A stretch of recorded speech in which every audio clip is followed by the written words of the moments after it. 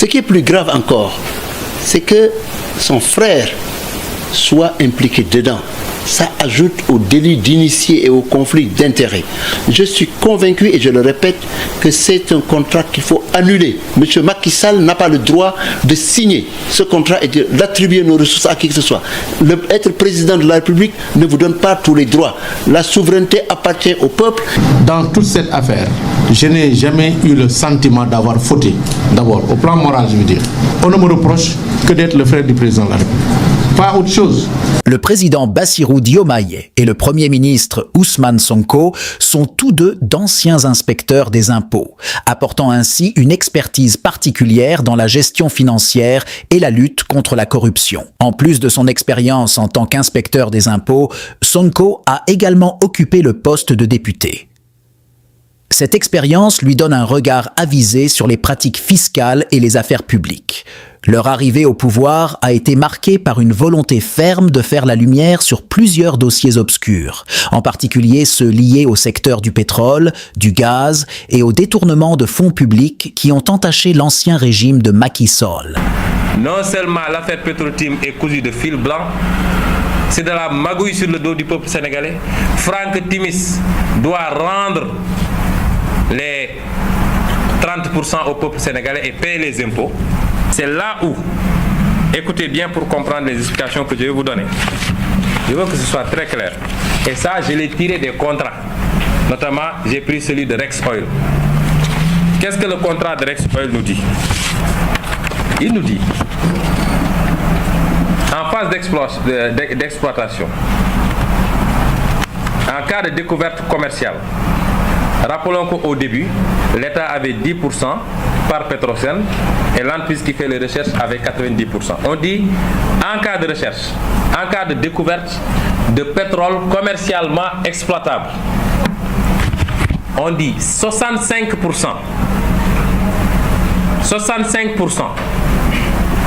du pétrole qui sera exploité appartient directement à l'entreprise au titre du remboursement des frais qu'il avait engagés. Écoutez bien ce que je vous dis. 65% n'appartient pas déjà au Sénégal. Ça appartient à l'entreprise. Il vous reste combien? 35%. On vous dit que dans ces 35%-là, qui restent, l'État du Sénégal, pour les 35% qui restent, l'État du Sénégal peut avoir entre 36 et 58% des 35% et pas des 100%, ou alors 35 et 60% selon qu'il s'agit de gaz ou de pétrole. 35%, 40% de 35%, c'est 14%. 14%, vous l'ajoutez aux 10%, ça vous fait combien? 24%. Où sont les 50% dont on parle? Il n'y a pas de 50%. Et même les impôts qu'on va prélever sur la part de l'exploitant, c'est uniquement sur sa part des 35%. Les 30% qu'il a sur les 35%, c'est ça qui paye l'impôt. L'affaire du pétrole est au cœur des préoccupations, avec Ousmane Sonko accusant ouvertement le président Macky Sall d'avoir couvert les agissements de son frère dans ce dossier. Il y a eu dans ce dossier fraude fiscale, il y a eu dans ce dossier conflit d'intérêts, parce que la présence d'Aliou Sall dans ce dossier ne se justifie que parce qu'il est le frère du président de la République. Et il y a d'autres aveux. Aliou Sall, quand il était en relation d'affaires avec Franck Timis, il était encore fonctionnaire de l'État du Sénégal, ce qui est interdit par la loi. Je vais vous dire très solennellement, dans toute cette affaire, je n'ai jamais eu le sentiment d'avoir fauté. D'abord, au plan moral, je veux dire.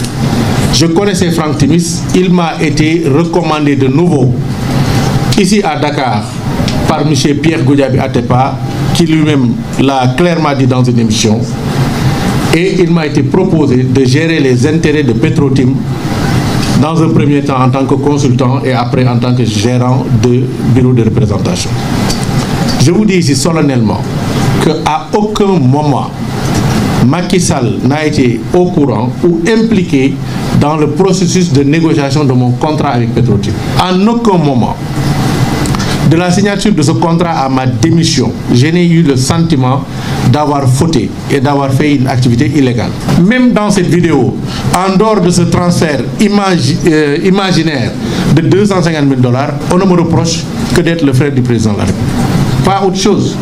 Parce que j'ose pas croire qu'on pense que j'ai une part dans Petrotim ou dans Timis Corporation. En tout cas, heureusement, c'est pas ce que BBC raconte. On ne dit pas aussi que j'ai une part dans les royalties, semble-t-il 10 milliards de $, qui seraient payés à Franck Timis. Je dois dire que moi, dans mes lectures, j'ai vu qu'en 30 ans d'exploitation, BP devait gagner 7,7 milliards de $.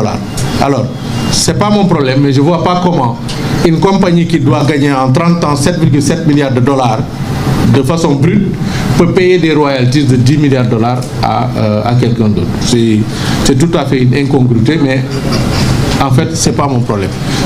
Encore une fois de plus, je n'ai pas le sentiment d'avoir fauté. Je l'ai dit dernièrement dans une émission.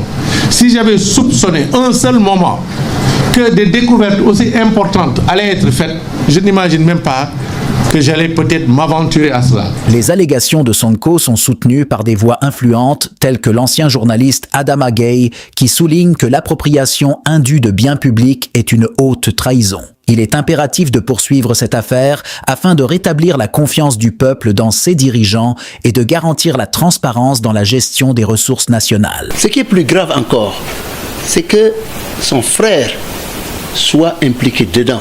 Ça ajoute au délit d'initié et au conflit d'intérêts.